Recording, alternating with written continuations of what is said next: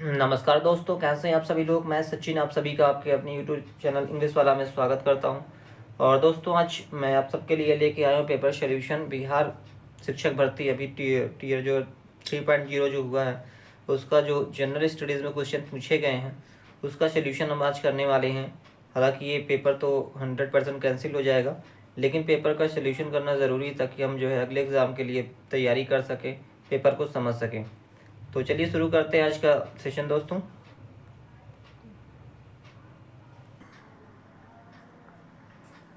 तो इसमें क्वेश्चन पूछा गया था 31 नंबर का कि x की जो वैल्यू है 3/2 और 2/3 की पावर -4, देन आपको बताना है इसकी वैल्यू।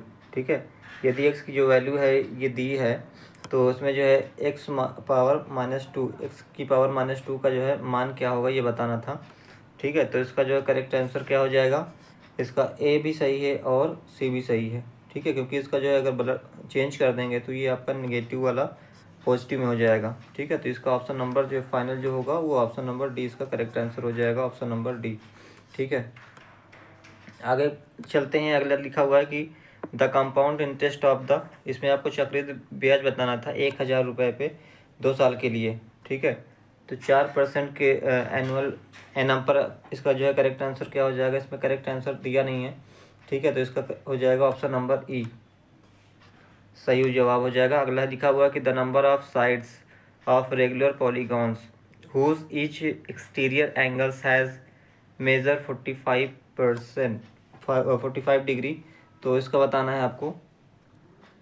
करेक्ट आंसर क्या हो जाएगा, इसमें हो जाएगा आपका करेक्ट आंसर ऑप्शन नंबर, तो ऑप्शन नंबर डी इसका करेक्ट जो है आंसर हो जाएगा। आगे चलते हैं इसी के साथ, इसमें डी मार्क कर ले, सी जो है सही इसका उत्तर हो जाएगा। आगे चलते हैं। 34 नंबर क्वेश्चन पूछा गया है कि cuboidal vessel is 10 centimetres long and 8 centimetres wide. How high must it be made to hold 480 cubic centimetre of the liquid. क्या मतलब है कि एक घनाकार बर्तन में जो है 10 सेंटीमीटर लंबा और 8 सेंटीमीटर चौड़ा है और 480 घन सेंटीमीटर तरल पदार्थ को रखने के लिए इसे कितना ऊंचा बनाया जाना चाहिए, इसका मतलब हुआ। तो इसका सही उत्तर क्या हो जाएगा, ऑप्शन नंबर ए, 6 मीटर होना चाहिए। ठीक है, क्योंकि 6 से 8 में मल्टीप्लाई करिए और 6 × 48 हो जाएगा, और 10 से मल्टीप्लाई कर दें कितना हो जाएगा, 480। ठीक है, तो इस प्रकार से भी आप जल्दी से इसका आंसर निकाल सकते हैं। आगे लिखा हुआ है कि 4 time of number is as much less than 60 as 7 times is greater than 61 the number is. क्या मतलब हुआ कि किसी संख्या का 4 गुना 60 से उतना ही कम है जितना कि उसका 7 गुना 61 से अधिक है, तो वह संख्या बतानी है। तो इसका जो उत्तर जो हो जाएगा वो हो जाएगा 11।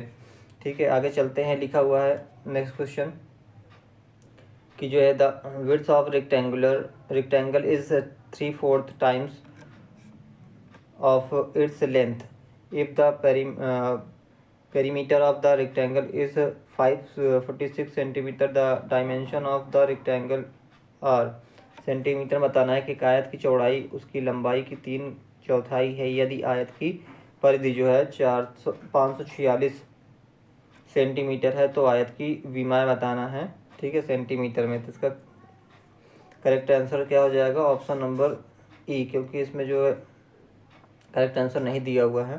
ठीक है, तो इसलिए ऑप्शन नंबर आपका डी हो जाए, ई हो जाएगा, नन ऑफ एबव, उपर्युक्त में से कोई नहीं। अगला प्रश्न है कि अ बैग कंटेन्स 180 सेंटीमीटर, 1 सेकेंड, चलो हिंदी वाला कर लेते हैं। एक बैग में जो है 187 रुपये, 1 रुपये 50 पैसे और 10 पैसे के सिक्के के रूप में 3:4:5 के अनुपात में है। बैग में प्रत्येक प्रकार के सिक्के की संख्या बताना है। तो इसका सही आंसर क्या हो जाएगा, ऑप्शन नंबर ए, 102, 136 और 170 इसका करेक्ट आंसर हो जाएगा। आगे चलते हैं।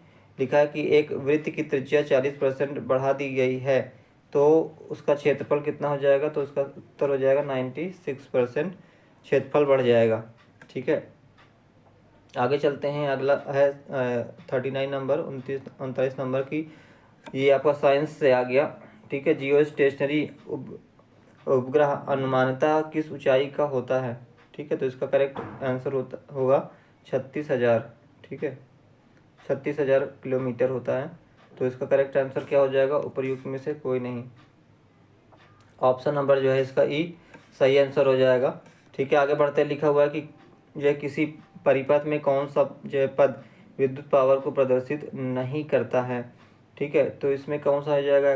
करेक्ट आंसर हो जाएगा ऑप्शन नंबर जो है ए हो जाएगा। इसका करेक्ट आंसर क्या हो जाएगा? ऑप्शन नंबर ए। सॉरी, इसका आंसर जो है जो होना चाहिए वो होना चाहिए IR², ये होना चाहिए करेक्ट आंसर। ठीक है, कुछ लोग जो है I²R भी बता रहे हैं, लेकिन वो नहीं सही है। करेक्ट आंसर आपका IR² होगा। ठीक है, क्योंकि जब P बराबर होता है VI। ठीक है, पावर P मतलब पावर, और V फॉर वोल्ट होता है, I फॉर एम्पियर होता है, और V फॉर क्या, V = IR होता है। ठीक है, और क्या होता है? I = V/R होता है। ठीक है, तो इसलिए इसका जो है करेक्ट आंसर क्या हो जाएगा? जो विद्युत पावर को प्रदर्शित नहीं करता वो हो जाएगा IR²। ठीक है, ये I² प्रदर्शित करता है विद्युत पावर को, VI प्रदर्शित करता है, और एक और होता है V²/R, ये भी जो है विद्युत पावर को प्रदर्शित करता है, लेकिन IR² नहीं करता। आगे चलते हैं, लिखा है कि साबुन उद्योग का उपजात क्या है? तो इसका करेक्ट आंसर क्या हो जाएगा? ग्लिसरॉल जो है साबुन उद्योग का उपजात है। आगे चलते हैं 42 नंबर पे। लिखा है प्रदीप्त ट्यूब में प्रायः जो है किस पदार्थ का उपयोग किया जाता है? तो इसका सही हो जाएगा आंसर मरकरी वाष्प और आर्गन का। ठीक, आगे चलते हैं 43 नंबर। लिखा है रक्त में कौन सा तरल माध्यम होता है? तो इसका करेक्ट आंसर क्या हो जाएगा? प्लाविक मतलब प्लाज्मा। 43 के बाद आते हैं 44 नंबर में। लिखा हुआ है क्या कि पाचन के बाद प्रोटीन किस में परिवर्तित हो जाता है? तो यह हो जाएगा आपका एमिनो एसिड में परिवर्तित हो जाता है। आगे चलते हैं 45 नंबर में कि लिखा हुआ है कि क्लोरीन की रासायनिक अभिक्रिया के कारण जब वातावरण में क्लोरोफ्लोरोकार्बन यानी कि CFC मुक्त होते हैं तो निम्नलिखित में से क्या विनष्ट होते हैं? तो इसका सही जवाब हो जाएगा ओजोन मॉलिक्यूल्स। ठीक है, और ओजोन की जो परत है वो इससे प्रभावित होती है। अगला लिखा हुआ है कि इकोसिस्टम में बैक्टीरिया किस रूप में क्रियाशील होते हैं? तो इसका सही जवाब हो जाएगा अपघटक के रूप में।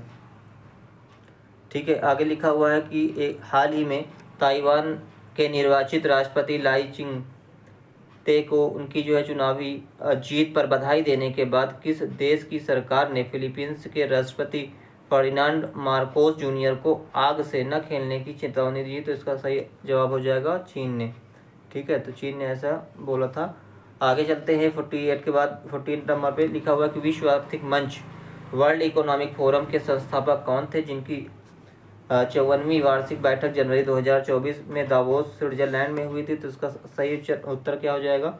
Claus Schwab. Option number A इसका सही आंसर हो जाएगा। 48 49 हो गया।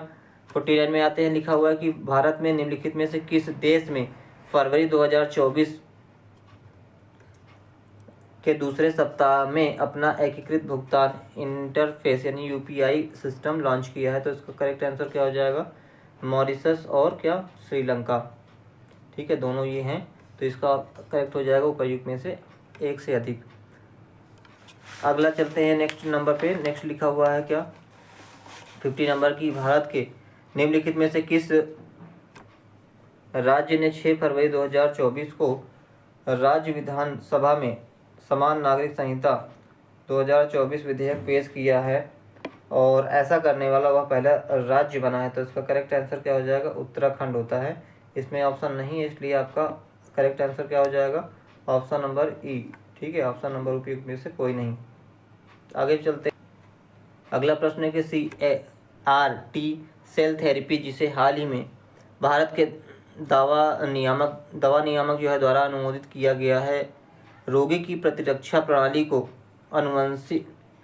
आनुवांशिक रूप से प्रोग्राम करके किस बीमारी से लड़ने के लिए एक अग्रणी उपचार है? तो इसका करेक्ट आंसर क्या हो जाएगा? Option number B cancer.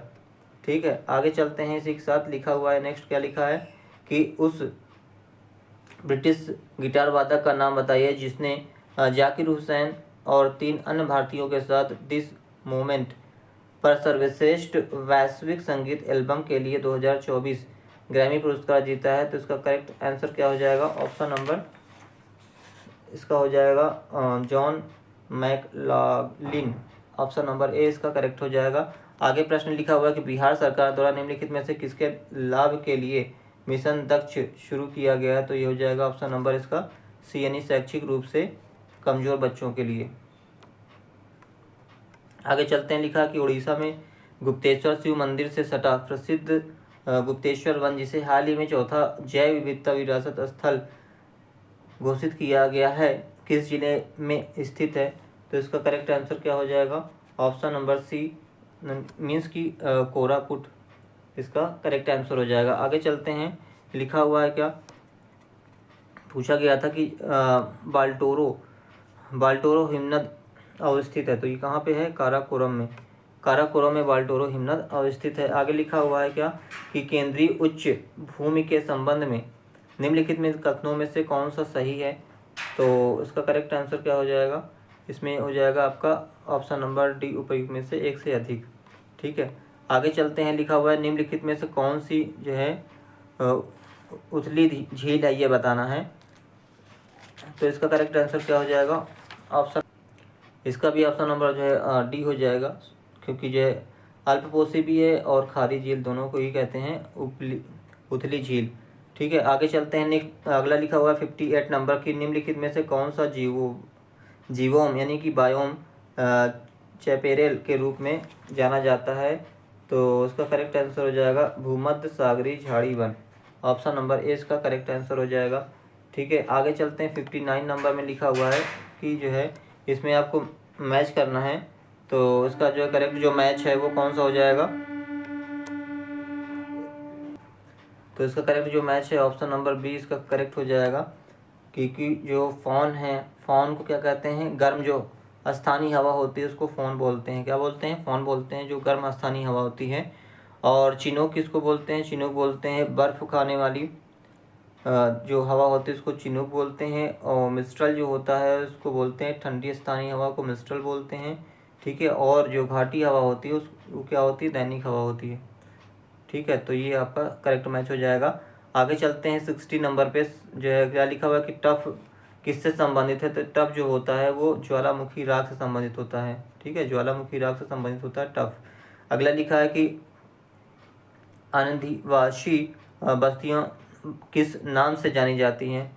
तो जो आदिवासी बस्तियां हैं वो अनौपचारिक बस्ती के नाम से जानी जाती है, तो इसका ऑप्शन नंबर बी सही हो जाएगा। अगला लिखा है कि मरुद्भिद निम्नलिखित में से किस वन में पाए जाते हैं? तो उसका सही जवाब हो जाएगा ऑप्शन नंबर बी, मतलब मरुस्थलीय वन में पाए जाते हैं मरुद्भिद वन। ठीक है, आगे चलते हैं, नेक्स्ट अगले लिखा है कि 1857 के विद्रोह के मध्य नाना साहेब ने अपने आप को मुगल सम्राट जो है का क्या घोषित किया था? तो इसका करेक्ट आंसर हो जाएगा पेशवा। ठीक है, पेशवा घोषित किया था नाना साहेब ने। अगला प्रश्न लिखा हुआ है कि किन्होंने गलती से लेफ्टिनेंट एयर्स की हत्या कर दी थी?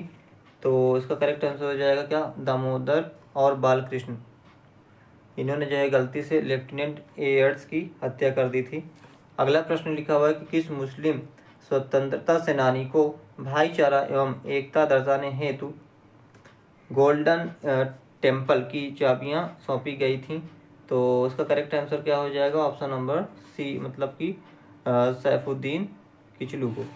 अगला प्रश्न लिखा हुआ है कि 21 अक्टूबर 1943 को किस स्थान पर SC बोस मतलब सुभाष चंद्र बोस ने स्वतंत्र भारत की अंतिम सरकार का गठन किया था? तो करेक्ट आंसर क्या हो जाएगा? ऑप्शन नंबर सी, सिंगापुर में। अगला प्रश्न है 67 नंबर, लिखा हुआ है क्या कि 1930 में बिहार क्षेत्र की राजस्व वसूली में धरना के कारण कितनी कमी आई थी? तो इसका जो है अभी क्वेश्चन मार्क आप कर सकते हैं, वैसे इसका जो है आंसर 20 लाख होना चाहिए। ठीक है, आगे चलते हैं, नेक्स्ट अगला लिखा हुआ है क्या कि दक्षिण अफ्रीका में महात्मा गांधी किस स्थान से कार्यकर्ताओं की मार्च यानी कि यात्रा का जो है नेतृत्व कर रहे थे। तो इसका जो है करेक्ट आंसर क्या होना चाहिए, ये होना चाहिए न्यूक्लियस से ट्रांसवाल तक। ऑप्शन नंबर ए इसका करेक्ट हो जाएगा। आगे लिखा हुआ कि 1859 में भारतीय उत्प्रवास अधिनियम ने निर्धारित किया था, क्या निर्धारित किया था, तो इसका करेक्ट आंसर हो जाएगा कि बागान श्रमिकों को बिना अनुमति के चाय बागान छोड़ने की अनुमति नहीं थी। आगे है देहरादून में इंपीरियल फॉरेस्ट रिसर्च इंस्टीट्यूट की स्थापना किस वर्ष की गई थी, तो ये की गई थी वर्ष 1906 में।